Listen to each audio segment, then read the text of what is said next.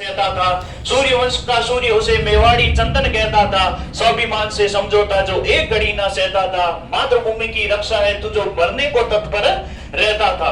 अपनी पगड़ी का सौदा जो अकबर से ना कर पाया, स्वाभिमान की रक्षा है जिसने शीश कटाना सिखलाया। अपने तन को जिसने शौर्य की पराक्रम मूरत में डाला था, और जयवंता की कोख को उसने धन्य धन्य कर डाला था। उसकी शौर्य गाथाएं सुनकर अकबर भी घबराया था, कूटनीति वश उसे निमंत्रण बार बार भिजवाया था। महाराणा की दूरदृष्टि और सबल बड़ा निराला था, जिसके बल पर महायुद्ध को कई दिनों तक टाला था।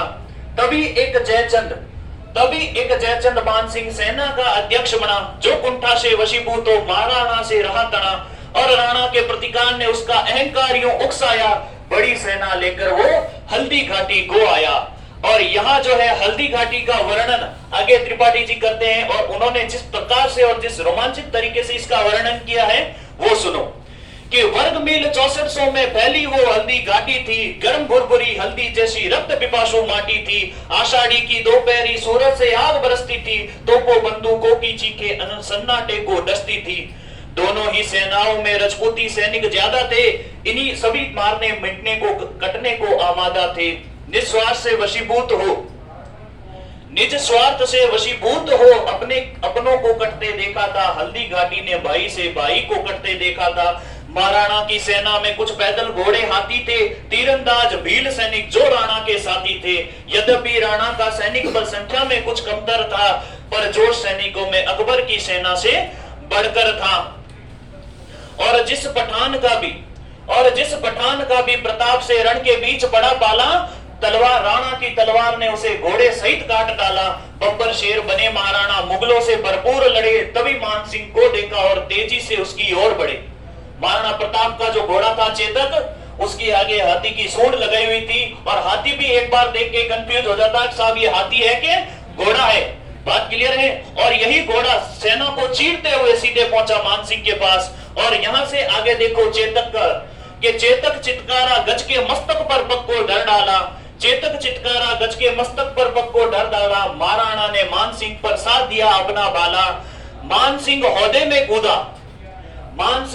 में कूदा, छिपा हुआ डर जाग गया, और वो अपना हाथी लेकर हल्दी घाटी से भाग गया। इस घटना ने वही युद्ध की दिशा दशा को मोड़ दिया, और जहां नियत्ता मान सिंह राणा ने जिंदा छोड़ दिया। तभी प्रताप को मुगलों ने राजमुकुट से पहचान लिया। राजमुकुट से मुगलों ने पहचान लिया। घेराबंदी की व तलवारों को उन पर तान दिया। निपट अकेला पाकर उन पर बारंबार प्रहार किए। तलवारों बंदूकों और भालों से उन पर भीषण वार किए। वहीं प्रताप का राजमुकुट झाला मन्ना ने पहन लिया। झाला मन्ना जो थे महाराणा प्रताप के क्या थे? अंगरक्षक थे। महाराणा प्रताप की क्या थे? अंगरक्षक थे। और उनको ये अधिकार प्राप्त था कि राणा की रक्षा करने के लिए जिस हद तक जाना पड़े वो जा सकते हैं। और महाराणा प्रताप के समान कद काठी के वो व्यक्ति, और उन्होंने क्या किया, वो राजमुकुट धारण कर लिया। अब आपकी सारी तालियां जानी चाहिए झाला के खाते में, जिसने महाराणा प्रताप की जान बचाने के लिए स्वयं की जान दे दी। तो यहां देखो, अब आगे समझो कि उन्होंने क्या आपके काम किया। कि राणा जो झाला मन्ना है, उन्होंने मुट्ठी में रेत उठाई और उसको आसमान में उछाला, और उसी का महाराणा प्रताप का जो राजमुकुट था वो स्वयं पहन डाला। फिर देखो, मन्ना ने निज श्रोणित से धरती का वंदन कर डाला। मन्ना ने निज श्रोणित से धरती का वंदन कर डाला, और हल्दी घाटी की माटी का कण कण चंदन कर डाला।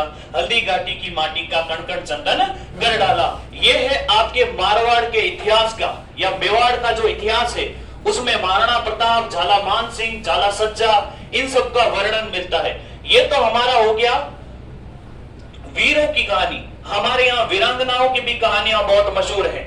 ये भी किसी रूप में मनुष्य से या पुरुषों से कम नहीं है। जो कहते हैं राजस्थान में क्या धरा है, जहां पीने को पानी नहीं है। तो हाँ साहब, यहाँ पानी नहीं है। तो वहीं से आगे देखो क्या लिखा है राजस्थान की वीरांगनाओं हेतु त्रिपाठी जी ने, कि इस भूमि पर मीरा ने हंसते हंसते विषपान किया। इस भूमि पर मीरा ने हंसते हंसते विषपान किया। इसी तरह पर पन्ना ने चंदन का बलिदान दिया। यही वृक्ष से लपट अमृता देवी ने कुर्बानी दी। शीश काट हाड़ी रानी ने भी अनमोल निशानी दी। महारानी पद्मिनी भी इसी तरह की नारी थी और अब्राहम लिंकन की मां को भी ये धरती प्यारी थी। जब अब्राहम लिंकन भारत आ रहे थे तब पूछा, मां तुझे क्या चाहिए, मां तुझे क्या चाहिए? तब उनकी मां ने कहा कि भारत जा रहे हो तो मेवाड़ जरूर जाना, और जिस मिट्टी ने महाराणा प्रताप के पैरों को छुआ हो वो मिट्टी जो है हल्दी घाटी की लेते आना, और जब मैं मरूं तब मेरे मस्तक पर लगा देना। तो यहीं से आगे देखो क्या है कि माना राजस्थान की माटी में पानी किंचित है, माना राजस्थान की माटी में पानी किंचित है, पर वीरों के श्रोणी से यह धरा अत्यधिक सिंचित है। यहाँ दूध का कर्ज चुकाया मांस की बोटी बोटी ने, यहाँ दूध का कर्ज चुकाया मांस की बोटी बोटी ने, और अकबर तक को धूल चटा दी घास की एक रोटी ने। तो जय हिंद सभी को।